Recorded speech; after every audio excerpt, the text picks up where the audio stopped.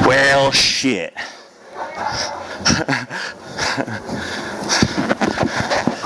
All right. Ladies and gentlemen, let's hear it for him again. An amazing performance, an amazing build-up to the fight. Jake Paul, the problem child. Jake, let's jump right into it. Thoughts on the fight? Good fight. Good war. You know, tough kid. I didn't have my best performance. All fair play to Tommy. He won fair and square. And that's boxing, man. You got to take it on the chin. But it was good. Some good moments in there. I just really couldn't get my game plan working. But hey, man, this is what the sport's all about. You win some in glorious fashion, and you lose some. And like I said out there, judging about my losses because I'll be back. Good for you. Was there any point in the fight that surprised you? Was he stronger than you thought, faster than you thought, more durable than you thought? No, man. I think he was just really well prepared, and I think it was more so a reflection of my own performance versus him being, super outstanding. I couldn't get my momentum going like I wanted to, and I just felt kind of flat. Yeah, you felt flat out there. How about talking about his strength? That was a big factor that a lot of people thought about. Of course, they saw his build and how he looked. Was he stronger than you anticipated? No. I think he was exactly the fighter that I expected him to be. I think his combinations were the thing that were a bit more impressive. But more so, again, like it was a reflection of my own performance and me just not fighting the way I know I can. Before we take questions from the media, can I ask what the game plan was going into the fight? Yeah, look, it just pressure, come forward, stick it on them, keep the combinations going, fake coming in, work to the body, throw my 1-2s, don't stop jabbing, sharp on the defense. We knew his jab was going to be long and fast, taking away the jab. Getting him, coming in with the check hook, which started to work. You landed that right hand a couple of times. Were you surprised that it didn't phase him or didn't hurt him as much as you thought it might? I didn't really land it flush. Man, and I think that was, a part of the reason it was tough for me to get my best shots going. Just me setting them up. I don't know what it was, but I just didn't have that energy. So I guess that happens. That happens. And I felt like this in the first Tyron Woodley fight when we went all 8 rounds. I just felt kind of flat. But that obviously that fight I just was able to pull it off. But it happens in the sport sometimes in these big moments, I guess. Let me pivot a little bit and just ask you about your experience here in the Kingdom of Saudi Arabia fighting in Diriyah. How was the experience all around? Man, it's been great. It's been wonderful. Everyone here is so nice. Just had an amazing fight week. Everyone's super welcoming. So I love it here, man. And they even brought me food waiting in the locker room. I've been waiting to eat some food. So yeah, the people here are amazing, and it's been good, man. Maybe we do the rematch right back here. Well, on behalf of Skill Challenge Entertainment Enterprise, I want you to know how much we appreciate having you, hosting you, promoting the fight, working with your business partner, co-founder of MVP Promotions, Nikisa Badarian. You guys were great to work with. It was a very easy fight to put together. We did not have, even though we thought it might be problematic dealing with the problem child, it was a great experience in doing it, and we look forward to many more ventures in the future. Nikisa, how would you rate the evening? The fight, the build-up, just overall performance? Look, this was a journey that started 2.5 years ago, and we just pulled off one of the biggest events in boxing. Yeah. The number of important figures of boxing that were here tonight, the sheer chatter online, and the numbers that have been actually achieved in terms of pay-per-view globally are nothing but impressive and speaks to what Jake brought to the table, what Tommy brought to the table, and what the promotion that you guys put together brought to the table. So we're extremely happy with that. I think, look, you definitely don't want to lose, but Jake hurt him, and he hit Jake. That's how I view the fight. Jake definitely hurt Tommy Fury. Tommy Fury definitely hit Jake more than Jake hit him probably in the end. We'll take some questions from the media. First one here down in the front. Okay, first of all, welcome Saudi, Jake. We saw a great performance in your fight, though you didn't succeed in it. It's the first time you don't prove people wrong. So I would like to ask you about another matchup instead of the rematch with Tyson Fury. No, Tommy Fury, I'm sorry. Is the match with KSI interesting to you anymore? Yeah, I mean, for sure. I think I got to go get this one back. And KSI is yet to fight a real opponent, so we don't even know his actual skill level. But obviously, that's still a massive fight.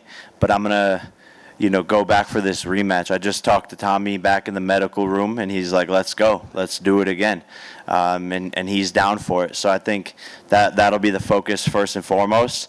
I'm gonna prove that I can go and fight a better fight than I did tonight and get that W.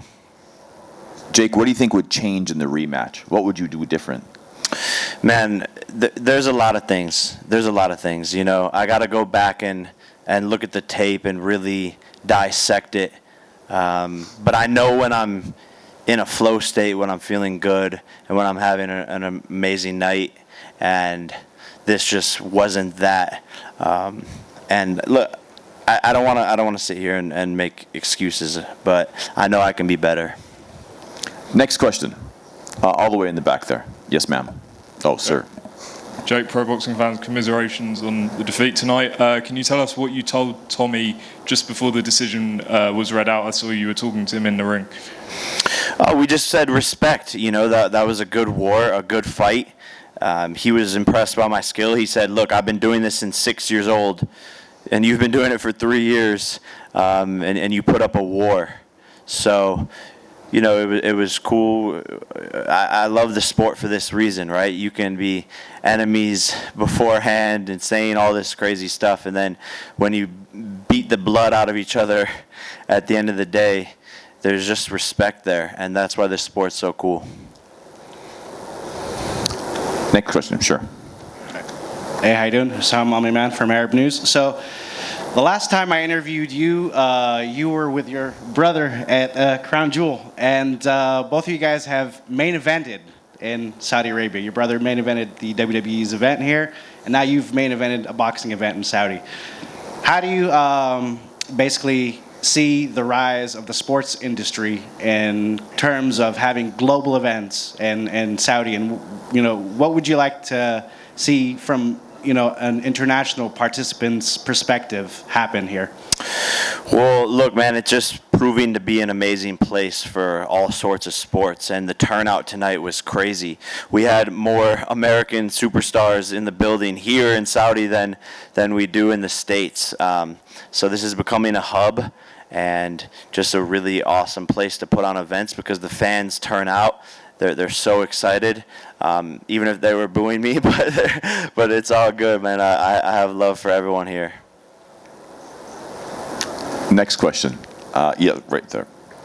الأخ بالحطة. السلام عليكم. عليكم السلام. كيف كان تأثير حضور العائلة له اليوم وأيضا شقيقة؟ How did it feel to have the family around you and your brother Logan here and support you? Man, they're always the best, and they're always there for me. I appreciate them. I love them. And, we've had a lot of ups and downs throughout our careers and our lives, and we're always there for each other. Boxing's for one night or a couple nights out of your life, but family and love is forever, and that's what's the most important at the end of the day. Right next to him, yes, sir. أنس الغنامي MBC أكشن. كيف يشوف تفاعل الجمهور السعودي اليوم في آخر نزال بينه وبين تيم فيوري؟ What do you think about the fans and the atmosphere, overall atmosphere during your fight with Tommy? It was awesome, man. It was really awesome. The whole event felt like a movie packed out. So, like I said, it was an amazing opportunity to be here, and I want to thank the Kingdom of Saudi Arabia once again for having me. Michelle. Hi. Did you hear about Drake betting $400,000 onto you tonight? And do you feel like that affected you through the Drake curse? Fuck, this is Drake's fault. Drake, bro. Why you do this to me? Nah, it's my fault. But 400,000 is nothing to him. So, but he's won a lot more money betting on me before, so he's probably about even now. Sorry, Drake. I'm gonna get that. I'm gonna get that W in the rematch. Yes, sir. Jake, over here. Are you planning to activate the rematch clause pretty much immediately, and do you have a time frame for when you would like to do that rematch? I think we're going to sit down, talk to Tommy, his dad, the Warrens, and determine when's the right time for the rematch. They were pretty clear that they want to do the rematch inside the ring, and afterwards when Tommy came and saw Jake, again, he reiterated he would love to run it back. So we're going to figure out what the right time is for all parties involved. Next question. Yep, right up in front, sir.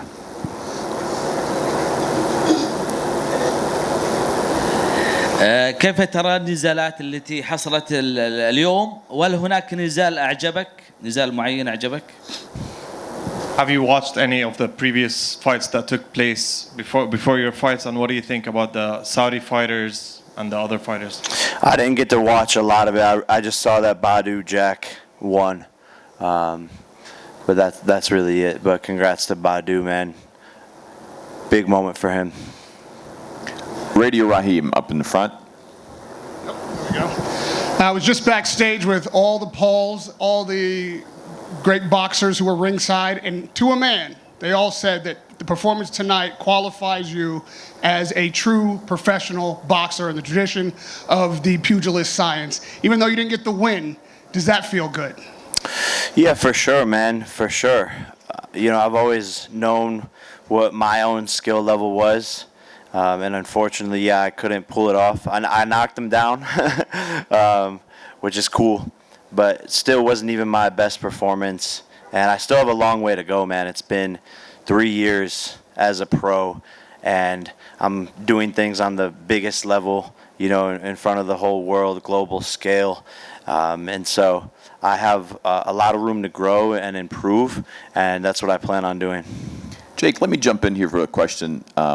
You say that, and I think a lot of people just buy into the Jake Paul hype train that, he's got to fight a real guy, fight a real guy, fight a real guy. But you have only been doing this for 3 years. I mean, that doesn't even constitute even a decent amateur career, let alone a pro career where you're selling pay-per-views. The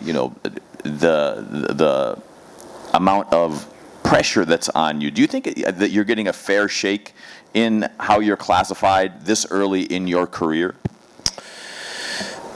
Yeah, look, I don't really know. I think after tonight, you're gonna see everyone on the internet saying, "Oh, the first time he fought a pro boxer, he lost, blah blah blah blah blah," and I get that. But I've definitely beat really tough opponents in again a short amount of time. And I'm gonna get back into the gym, continuing to work on my craft and the sport of boxing. And I'll let my performances and actions speak for me. Next question, please. Yes, sir, up in front. Congrats on a great fight and a great event. Did you feel any more nerves in the changing room just before the fight, considering this was the biggest sort of step up in your career? No, I don't think it was the nerves. I think it was something with my energy levels or feeling flat. I feel like something was just off. I don't know what it was, but I wasn't nervous. My heart rate was low the whole entire day, the whole entire fight week.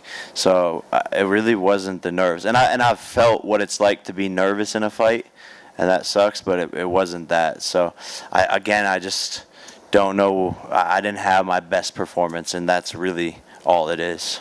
Yeah. A lot of people are sort of pointing to the fact you took Tommy to a split decision, dropped him as well. Do you think it's somewhat funny that actually in defeat it seems to be that you're getting the most amount of respect? I mean, is that the word online? I don't know. Yeah, Judge, I mean, people are, saying about how great a performance it was. It was a tight fight. You dropped him. Yeah. It was a split decision. Yeah. Look, man, I got to go back and watch the fight to see how I would score it. But again, I'm not the judges, and they said I lost, so I'll respect their decision. But that's why I do think the rematch is huge here, because it was such a close fight and really could be, I guess, if the fans are saying it's a controversial win. But congrats to Tommy, man. Seriously, he's a great fighter, fast fighter, powerful fighter. He showed a lot of heart tonight, and I think this is the first time he was really tested in any of his fights. But we did big business, a big event, and for that reason, the rematch is going to be even bigger. We'll take one last question before we wrap it up. Yes, ma'am. Hi, it's Princy, Russian Emirates. We've arrived from Dubai here just to support you today, Jake. You did an amazing job. And again, for the experience you've been in this industry, you did an extremely beautiful job.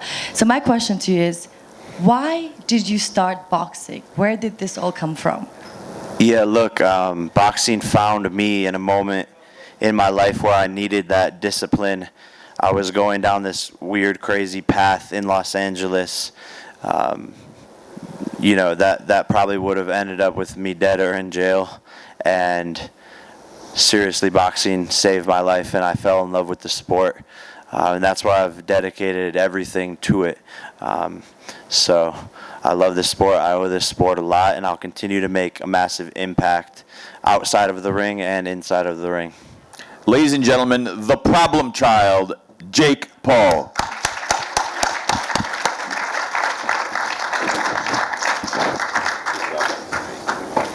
One, two.